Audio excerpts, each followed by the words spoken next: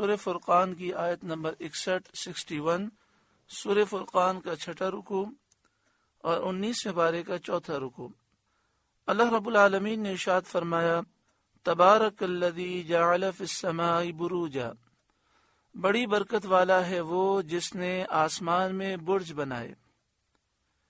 حضرت عبداللہ بن عباس رضی اللہ تعالی عنہما سے مروی ہے کہ بروج سے کواکب سبع سیارہ کے منازل مراد ہیں، یعنی وہ سیارے جو حرکت کرتے ہیں ان کی 12 منزلیں مراد ہیں، جن کی تعداد 12 ہے۔ ایک منزل کا نام حمل ہے، دوسری منزل کا نام ثور ہے، جوزہ ہے، سرطان ہے، اسد ہے، سنبلہ ہے، میزان ہے، اقرب ہے، قوس ہے، جدیون ہے، دلون ہے اور حوت ہے۔ آگے ارشاد فرمایا وجعل فیہا سراجا، اور ان میں چراغ رکھا، چراغ سے یہاں سورج مراد ہے۔ وقمرا منیرا، اور چمکتا چاند۔ بڑی برکت والی ہے وہ ذات جس نے آسمان میں برج بنائے، سورج کو پیدا کیا، چمکتا ہوا چاند بنایا۔ وَهُوَ الَّذِي جَعَلَ اللَّيْلَ وَالنَّهَارَ خِلْفَةً لِمَنْ أَرَادَ أَنْ يَذَّكَّرَ أَوْ أَرَادَ شُكُورًا، اور وہی ہے جس نے رات اور دن کی بدلی رکھی کہ ان میں ایک کے بعد دوسرا آتا ہے، اور اس کا قائم مقام ہوتا ہے کہ جس کا عمل رات یا دن میں سے کسی ایک میں قضا ہو جائے تو دوسرے میں ادا کرے۔ ایسا ہی فرمایا حضرت عبداللہ بن عباس رضی اللہ تعالی عنہما نے۔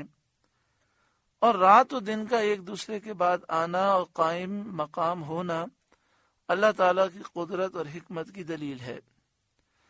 مثلا جو شخص تہجد پڑھنے کا عادی ہو، کسی وجہ سے، کسی مجبوری کی وجہ سے تہجد میں آنکھ نہ کھلے، تو وہ صبح اشراق و چاش کے وقت 2 رکعت یا جتنی رکعتیں تہجد کی پڑھتا تھا اتنی پڑھ لے تو اللہ تعالیٰ اسے تہجد کا ثواب عطا فرمائے گا۔ آگے ارشاد فرمایا لمن اراد ان یذکر او اراد شکورا، اس کے لیے جو دھیان کرنا چاہے یا شکر کا ارادہ کرے۔ یہ ساری نعمتیں اس کے لیے ہیں۔ جو غور و فکر کرنا چاہے وہ رب کی شان و عظمت کو سمجھے، اور جو شکر کرنا چاہتا ہے وہ ان نعمتوں میں غور کرے اور اللہ کا شکر ادا کرے۔ وَعِبَادُ الرَّحْمَنِ الَّذِينَ يَمْشُونَ عَلَى الْأَرْضِ هَوْنًا، اور رحمان کے وہ بندے کہ زمین پر آہستہ چلتے ہیں، اطمینان اور وقار کے ساتھ چلتے ہیں، متواضعانہ شان سے چلتے ہیں، عاجزی انکساری کے ساتھ چلتے ہیں، متکبرانہ طریقے پر جوتے کھٹکھٹاتے، پاؤں زور سے مارتے اتراتے وہ نہیں چلتے کہ یہ متکبرین کا عمل ہے، اور شریعت نے اس کو منع فرمایا۔ وَإِذَا خَاطَبَهُمُ الْجَاهِلُونَ قَالُوا سَلَامًا، اور جب جاہل ان سے بات کرتے ہیں تو کہتے ہیں بس سلام۔ یعنی جب جاہل کوئی ناگوار کلمہ کہتے ہیں، بیہودہ بات کہتے ہیں، یا ادب کے خلاف اور تہذیب کے خلاف بات کہتے ہیں، تو اللہ کے نیک بندے ان سے کہتے ہیں بس سلام۔ یہ سلام متارکت ہے، یعنی جاہلوں کے ساتھ مجادلہ کرنے سے اعراض کرتے ہیں، وہ جاہلوں سے جھگڑا نہیں کرتے، یا یہ معنی ہے کہ ایسی بات کہتے ہیں جو درست ہو اور اس میں ایذا اور گناہ سے سالم رہیں، گناہ سے بھی محفوظ رہتے ہیں، ناجائز طور پر تکلیف دینے سے بھی محفوظ رہتے ہیں۔ حضرت حسن بصری رضی اللہ تعالیٰ عنہ نے فرمایا کہ یہ تو ان بندوں کے دن کا حال ہے، اور ان کی رات کا بیان آگے آتا ہے۔ مراد یہ ہے کہ ان کی مجلسی زندگی اور مخلوق کے ساتھ معاملہ ایسا پاکیزہ ہے، اور ان کی خلوت کی زندگانی اور حق کے ساتھ رابطہ یہ ہے جو آگے بیان فرمایا جاتا ہے۔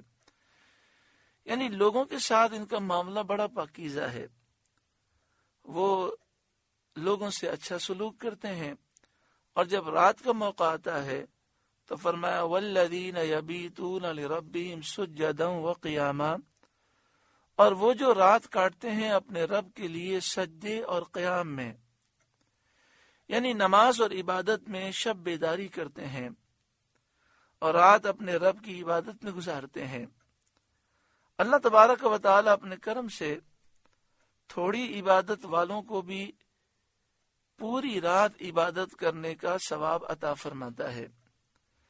حضرت عبداللہ بن عباس رضی اللہ تعالی عنہما نے فرمایا کہ جس کسی نے عشاء کی نماز کے بعد 2 رکعت نفل پڑھے یا 2 رکعت سے زائد نفل پڑھے، جیسے ہمارے یہاں وتر کے بعد 2 رکعت نفل پڑھے جاتے ہیں، تو حضرت عبداللہ بن عباس رضی اللہ تعالی عنہما نے فرمایا وہ شب بیداری کرنے والوں میں داخل ہے، یعنی اسے رات جاگنے کا اور عبادت کرنے کا اللہ تعالی ثواب عطا فرمائے گا۔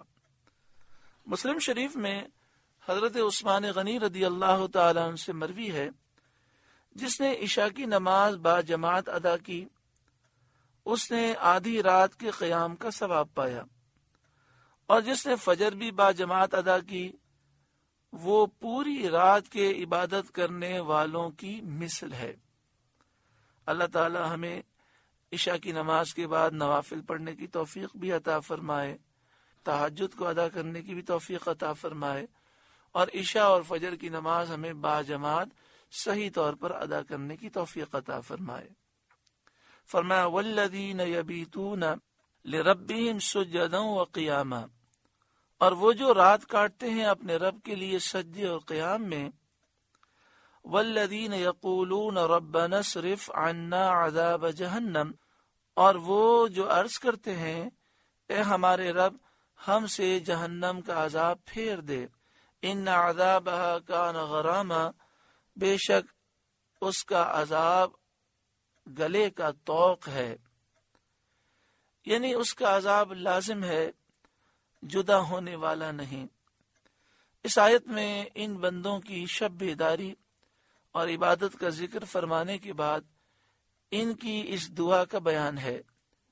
اس سے یہ اظہار مقصود ہے کہ وہ باوجود کثرت عبادت کے اللہ تعالی کا خوف رکھتے ہیں اور اللہ کے حضور تضرع، عاجزی، انکساری وہ کرتے ہیں۔ انہا ساءت مستقرا و مقاما، بے شک وہ بہت ہی بری جگہ ٹھہرنے کی ہے۔ اللہ تعالی جہنم سے ہر ایک کو محفوظ فرمائے۔ زندگی بے حد مختصر ہے، اچانک موت کا ہر ایک کو شکار ہونا ہے۔ اصل جو زندگی ہے وہ قبر و آخرت کی ہے۔ اللہ تعالی دنیا میں بھی بھلائی عطا فرمائے اور ہمیں قبر و آخرت کی تیاری کی توفیق عطا فرمائے۔ والذین اذا انفقوا لم یسرفوا ولم یقتروا، اور وہ کہ جب خرچ کرتے ہیں نہ حد سے بڑھیں نہ تنگی کریں، یعنی وہ اسراف فضول خرچی بھی نہیں کرتے، اور ایسا بھی نہیں کہ ضرورت کے موقع پر خرچ نہ کریں اور تنگی کریں، ایسا بھی نہیں ہے۔ اسراف فضول خرچی کسے کہتے ہیں؟ مفسرین فرماتے ہیں کہ معصیت میں، گناہ میں خرچ کرنے کو اسراف فضول خرچی کہتے ہیں۔ ایک بزرگ نے کہا کہ اسراف میں بھلائی نہیں، دوسرے بزرگ نے کہا نیکی میں اسراف ہی نہیں، یعنی نیکی میں جتنا خرچ کیا جائے وہ اسراف نہیں، اور گناہ میں خرچ کرنا، چاہے 1 روپیہ بھی گناہ میں خرچ کیا جائے وہ اسراف ہے، اور اسراف میں کوئی بھلائی نہیں۔ اور تنگی کرنا یہ ہے کہ اللہ تعالیٰ کے مقرر کیے ہوئے حقوق کے ادا کرنے میں کمی کرے، یعنی جہاں پیسہ خرچ کرنا ضروری ہے وہاں وہ خرچ نہ کرے، تو یہ تنگی کرنے والا ہے۔ یہی حضرت عبداللہ بن عباس رضی اللہ تعالی عنہما نے فرمایا۔ حدیث شریف میں ہے سید عالم صلی اللہ علیہ وآلہ وسلم نے فرمایا جس نے کسی حق کو منع کیا اس نے تنگی کی، اور جس نے ناحق میں خرچ کیا اس نے اسراف کیا، فضول خرچی کی۔ یہاں ان بندوں کے خرچ کرنے کا حال ذکر فرمایا جاتا ہے، وہ اسراف، فضول خرچی اور اقتار، تنگی کے دونوں مذموم اور برے طریقوں سے بچتے ہیں۔ والذین اذا انفقوا لم یسرفوا ولم یقتروا، اور وہ کہ جب خرچ کرتے ہیں نہ حد سے بڑھے نہ تنگی کریں۔ وَكَانَ بَيْنَ ذَلِكَ قَوَامًا، اور ان دونوں کے بیچ اعتدال پر رہیں، یعنی نہ فضول خرچی کرتے ہیں نہ تنگی کرتے ہیں، درمیانی راہ اختیار کرتے ہیں۔ عبد الملک بن مروان جو بنو امیہ کا ایک بادشاہ تھا، اس نے حضرت عمر بن عبدالعزیز رضی اللہ تعالیٰ عنہ سے پوچھا کہ میری بیٹی کی شادی ہے تو میں کس طرح خرچ کروں؟ تو حضرت عمر بن عبدالعزیز رضی اللہ تعالیٰ عنہ نے فرمایا کہ نیکی دو بدیوں کے درمیان ہے، یعنی فضول خرچ کرنا یہ بھی گناہ ہے، تنگی کرنا یہ بھی گناہ ہے، درمیانی راہ نیکی ہے، اور وہ اسراف اور اقتار کے درمیان ہے۔ فضول خرچی اور تنگی کرنا، کنجوسی کرنا دونوں بدیاں ہیں۔ اس سے بادشاہ عبد الملک بن مروان نے پہچان لیا کہ حضرت عمر بن عبدالعزیز رضی اللہ تعالیٰ عنہ اس آیت کے مضمون کی طرف اشارہ کرتے ہیں۔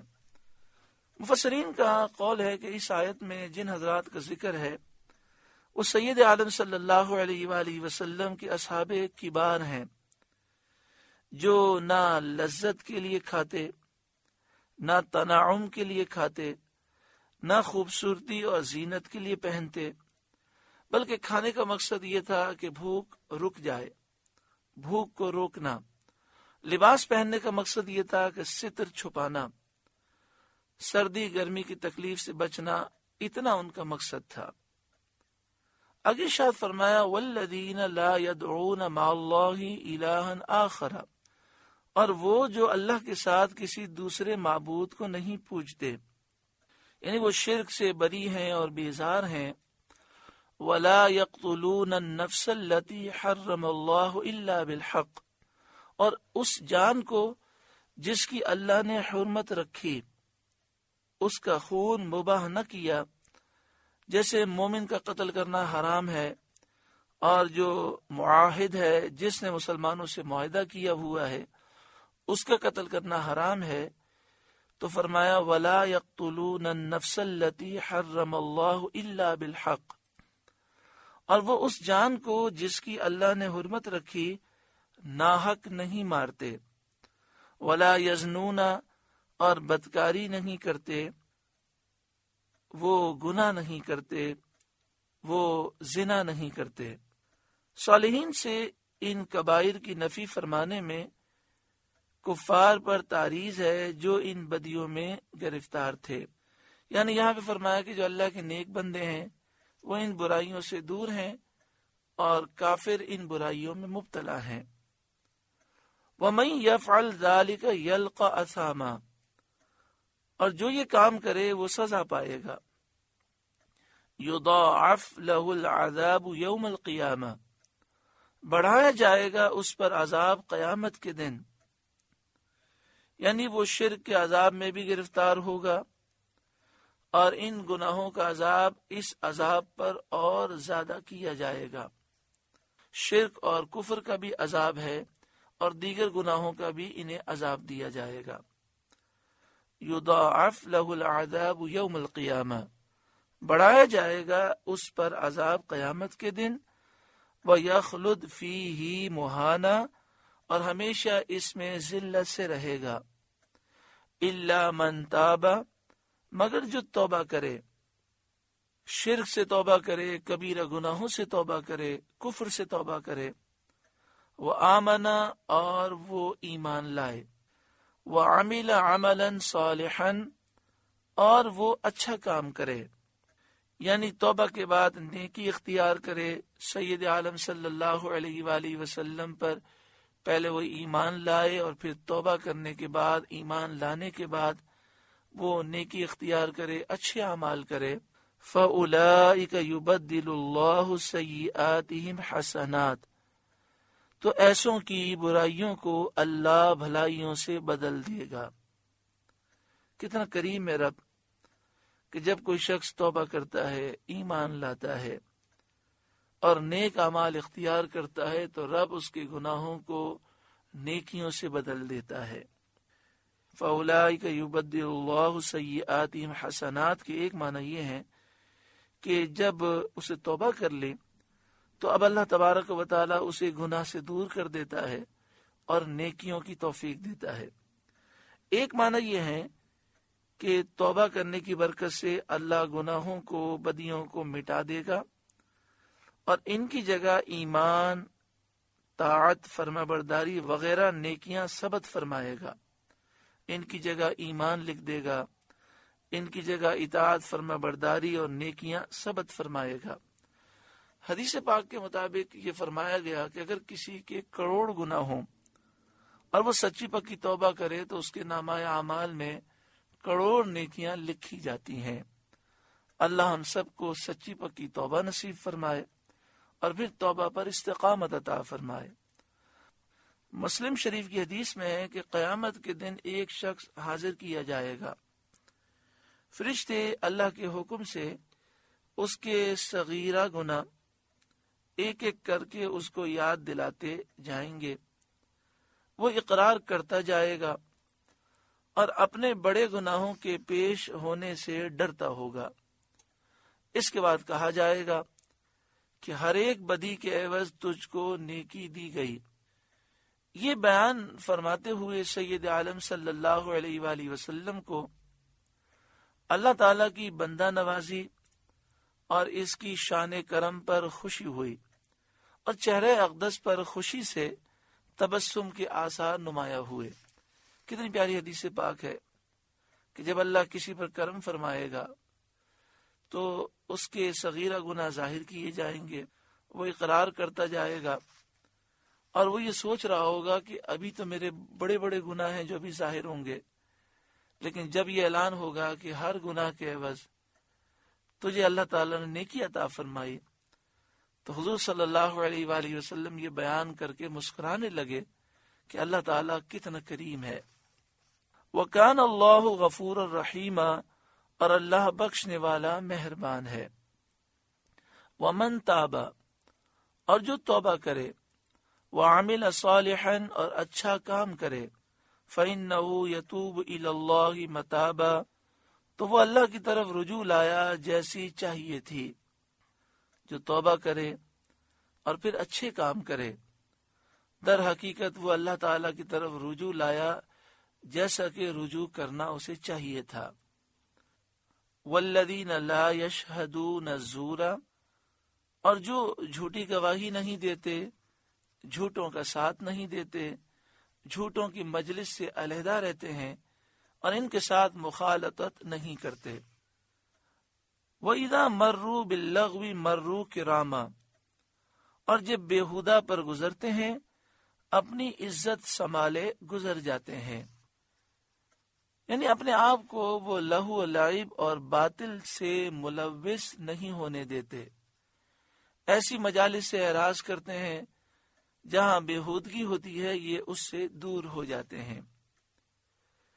والذین اذا ذکروا بآیات ربہم، اور وہ کہ جب انہیں ان کے رب کی آیتیں یاد دلائی جائیں، لم یخروا علیہا صما وعمیانا، تو ان پر بہرے اندھے ہو کر نہیں گرتے، یعنی غفلت کے ساتھ وہ ان آیتوں کو نہیں سنتے، بلکہ وہ سوچتے ہیں، سمجھتے ہیں، بڑے غور سے سنتے ہیں اور چشم بصیرت سے دیکھتے ہیں، اس نصیحت سے نصیحت حاصل کرتے ہیں، فائدہ اٹھاتے ہیں اور ان آیتوں پر فرما بردارانہ گرتے ہیں، یعنی ان آیتوں کو سن کر سجدے میں گر جاتے ہیں، فرما برداری کرتے ہیں۔ والذین یقولون ربنا، اور وہ جو عرض کرتے ہیں اے ہمارے رب، ہب لنا من ازواجنا وذریاتنا قرۃ اعین، ہمیں دے ہماری بیویوں اور ہماری اولاد سے آنکھوں کی ٹھنڈک۔ والذین یقولون، اور وہ جو عرض کرتے ہیں ربنا، اے ہمارے رب، ہب لنا من ازواجنا وذریاتنا قرۃ اعین، ہمیں ہماری بیویوں اور ہماری اولاد سے ہمیں دے آنکھوں کی ٹھنڈک، یعنی ہمارے گھر والوں کو، ہمارے بچوں کو ہماری آنکھوں کی ٹھنڈک بنا، یعنی فرحت اور سرور اور راحت بنا۔ ہمیں بیویاں اور اولاد نیک صالح متقی عطا فرما کہ ان کے حسن عمل اور اللہ اور اس کے رسول کی اطاعت دیکھ کر ہماری آنکھیں ٹھنڈی ہوں اور دل خوش ہوں۔ وَجَعَلْنَا لِلْمُتَّقِينَ إِمَامًا، اور ہمیں پرہیزگاروں کا پیشوا بنا، یعنی ہمیں ایسا پرہیزگار اور ایسا عابد و خدا پرست بنا کہ ہم پرہیزگاروں کی پیشوائی کے قابل ہوں اور وہ دینی امور میں ہماری اقتدا کریں۔ یعنی اے اللہ ہمیں پرہیزگار بنا، نیک صالح بنا، عابد بنا، تیری عبادت کرنے والا بنا، کہ ہم ایسے بن جائیں کہ پرہیزگار ہمیں اپنا پیشوا سمجھیں اور دینی امور میں وہ ہمارے پیچھے چلیں۔ اور مفسرین نے فرمایا کہ اس میں دلیل ہے کہ آدمی کو دینی پیشوائی اور سرداری کی رغبت اور طلب کرنی چاہیے، یعنی آدمی یہ طلب کرے کہ اے اللہ میں دینی پیشوا بن جاؤں، لوگ مجھ سے فائدہ اٹھائیں، میرے لیے ثواب جاریہ ہو۔ ان آیات میں اللہ تعالیٰ نے اپنے صالحین بندوں کے اوصاف ذکر فرمائے، اس کے بعد ان کی جزا ذکر فرمائی جاتی ہے کہ اللہ انہیں کیا انعام عطا فرمائے گا۔ یہ جو آیت کریمہ بھی پڑھی گئی یہ سورہ فرقان کی آیت نمبر 74 ہے۔ جو شخص ہر نماز کے بعد اسے ایک مرتبہ پڑھ لے اول آخر درود پاک کے ساتھ، تو انشاءاللہ تعالی اس کے دل سے گناہوں کی محبت نکل جائے گی اور نیکیوں کی محبت آ جائے گی، گناہوں سے نفرت ہوگی، وہ متقی بلکہ متقیوں کا پیشوا بنے گا اور انشاءاللہ اس کے گھر والے نیک و صالح ہوں گے۔ پھر اس آیت کریمہ کو سنتے ہیں اور اس نیت سے آمین کہتے ہیں کہ اللہ ہمارے حق میں بھی یہ دعا قبول فرما۔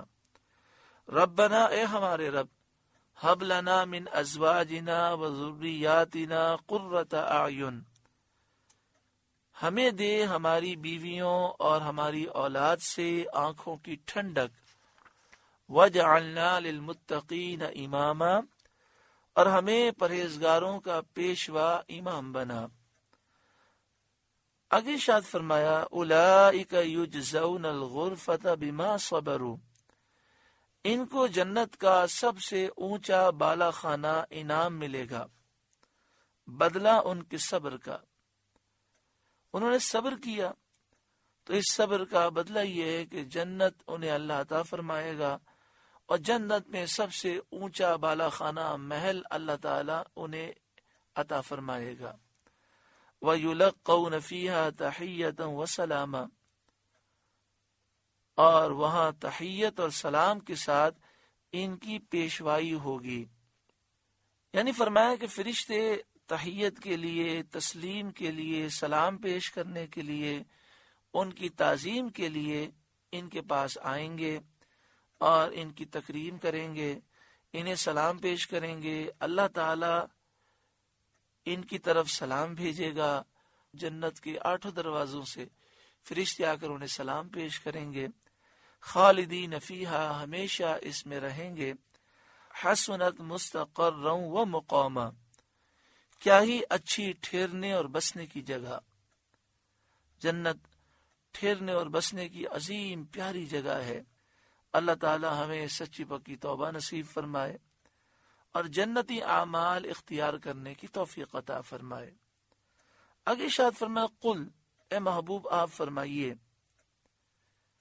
اے سید انبیاء صلی اللہ علیہ وآلہ وسلم، آپ اہل مکہ سے فرمائیے، ما یعبأ بکم ربی لولا دعاؤکم، تمہاری کچھ قدر نہیں میرے رب کے یہاں اگر تم اس کی عبادت نہ کرو۔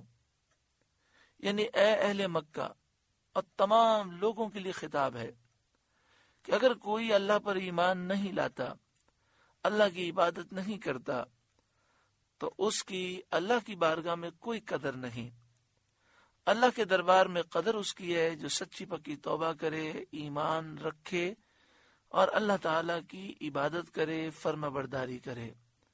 فقد کذبتم فسوف یکون لزاما، تو تم نے جھٹلایا تو اب ہوگا وہ عذاب کے لپٹ رہے گا۔ یعنی اللہ تعالی فرماتا ہے اے لوگوں، تم نے میرے رسول اور میری کتاب کو جھٹلایا، اب وہ عذاب ہوگا جو لپٹ رہے گا، ہمیشہ وہ عذاب رہے گا اور تمہارے لیے ہلاکت و بربادی لازم ہو گئی۔ الحمدللہ سورہ فرقان مکمل ہوئی۔ اللہ رب العالمین اس سورہ مبارکہ کے نور سے ہمارے قلوب کو، تمام مسلمانوں کے قلوب کو اللہ تعالی منور فرمائے اور ہمیں دنیا اور آخرت میں چین اور کامیابی نصیب فرمائے۔